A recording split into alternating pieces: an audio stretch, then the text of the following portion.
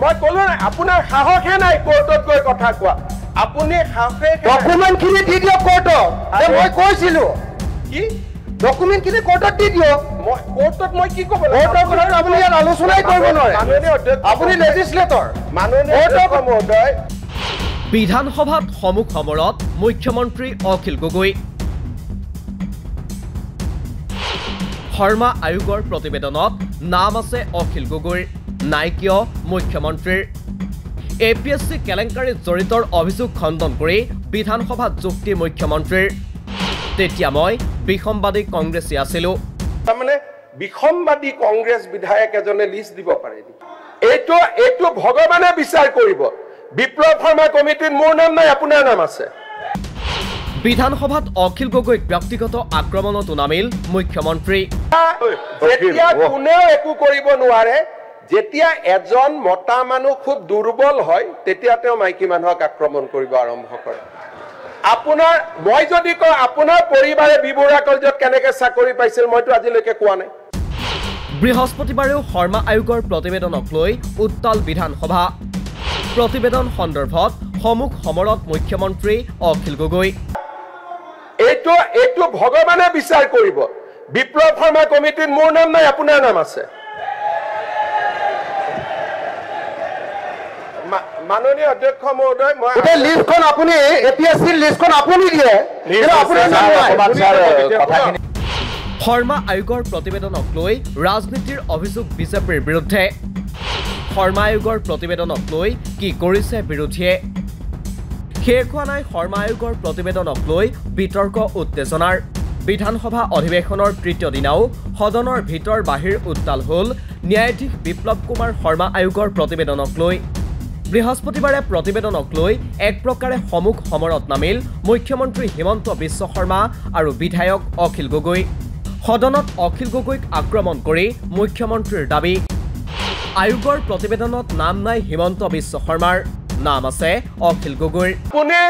যিমানে মোক গালি পাৰিব অখিল ভাই শুনক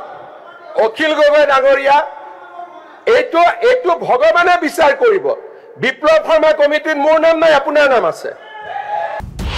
প্ৰত্যুত্তৰত অখিল গগৈৰ দাবী উদ্ধাৰ হৈছিল আপোনাৰো তালিকা এই লিষ্টখন আপুনি এপিএসসি লিষ্টখন আপুনি দিয়ে আপোনাৰ নাম নাই কথাখিনি স্যাৰ ভাল লাইনত হ'ব লাগে এপিএসসি কেলেংকাৰীত আপুনি জড়িত আপোনাৰ নাম নাই সম্পূৰ্ণ নহয় স্যাৰ যিমানটা ডিফামেশ্যন কেছ হৈছে আপুনি কোৰ্টত গৈ মোৰ পলুকা মাৰিছে এইটো পেপাৰ অখিল গগৈৰ এই দাবীৰ প্ৰত্যুত্তৰত মুখ্যমন্ত্ৰীৰ যুক্তি তাৰমানে বিসম্বাদী কংগ্ৰেছ বিধায়ক এজনে লিষ্ট দিব পাৰে নেকি তেতিয়া মই বিসম্বাদ কৰি থকা মানুহ এটা মোৰ সিকিউৰিটি উঠাই লৈ গৈছে মোৰ ভাইটিক ট্ৰান্সফাৰ কৰিছে সেইজন মানুহে গৈ লিষ্ট দিব পাৰে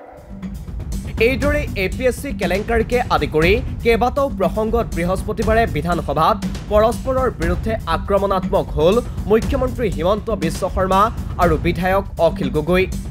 ইফালে সদনৰ বাহিৰতো এপিএছচি কেলেংকাৰীক লৈ সৰব শাসক বিৰোধী বিধায়ক অখিল গগৈৰ দাবী চৰকাৰে পালন কৰক শৰ্মা আয়োগৰ পৰামৰ্শ বাতিল কৰা হওক ৰাকেশ পালৰ দিনৰ নিযুক্তি এপিএছচিৰ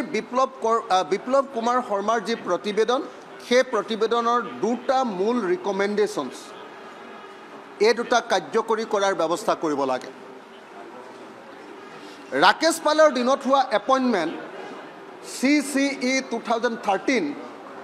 আৰু CCE 2014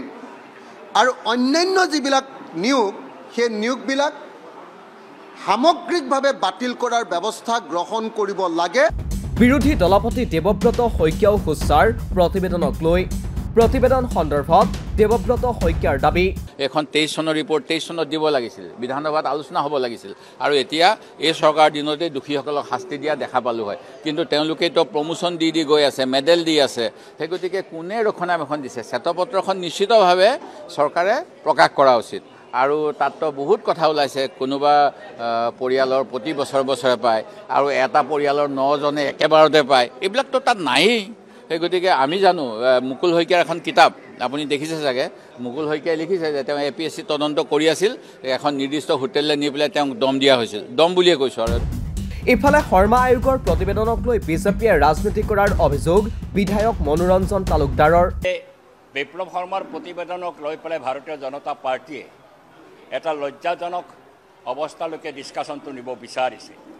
তাৰ যিটো মূল বিষয়, যিটো আমাৰ বক্তব্য যে 22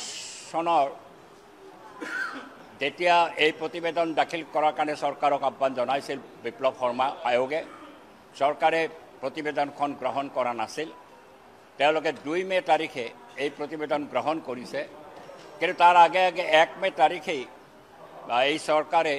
যিসকল অভিযুক্ত বা বক্ৰপথৰে যিসকলে চাকৰি পাইছে তেওঁলোকক প্ৰমোশ্যনটো দি লৈছিল। প্ৰমোশ্যন দি লৈ 1 তাৰিখে 2 তাৰিখে তেওঁলোকে এই প্ৰতিবেদন গ্ৰহণ কৰিছে। এই প্ৰতিবেদন গ্ৰহণ কৰি এইখন কাৰ্যকৰী কৰা আইনমতে 6 মাহৰ ভিতৰতে একশ্যন টেকেন ৰিপৰ্ট এই আয়োগৰ প্ৰতিবেদন বিধানসভাত উত্থাপন কৰিব লাগে। কিন্তু বিধানসভাত উত্থাপন নকৰি তেওঁলোকে 2 বছৰ 9 মাহ এনেকৈ পেলাই থৈছে আৰু পেলাই থৈ পেলাই উদ্দেশ্য প্ৰণোদিতভাৱে অভিযুক্তসকলক বা বক্ৰপথে চাকৰি পোৱাসকলক ৰক্ষণাবেক্ষণ দিয়াৰ কাৰণে কাম কৰিছে। বৃহস্পতিবাৰে এইদৰেই শৰ্মা আয়োগৰ প্ৰতিবেদনক লৈ উত্তাল হৈ ৰ'ল বিধানসভাৰ চৌহদ। প্ৰতিবেদনক লৈ শাসক পক্ষ বিৰোধীৰ বিৰুদ্ধে সমালোচনাত মুখৰ হৈ পৰাৰ বিপৰীতে প্ৰতিবেদনত বৰ্তমান একাংশ বিজেপি নেতাৰ নাম নথকাক লৈ সোচ্চাৰ বিৰোধী। তাৰ মাজতে শৰ্মা আয়োগৰ প্ৰতিবেদন মানি লৈ ৰাকেশ পালৰ দিনৰ নিযুক্তি বাতিল কৰাৰ দাবী বিৰোধীৰ। এই সন্দৰ্ভত চৰকাৰৰ স্থিতি লক্ষণীয় হ'ব। নিউজ ডেস্ক ৰিপোৰ্ট, দিকপ্ৰছ কাৰেণ্ট।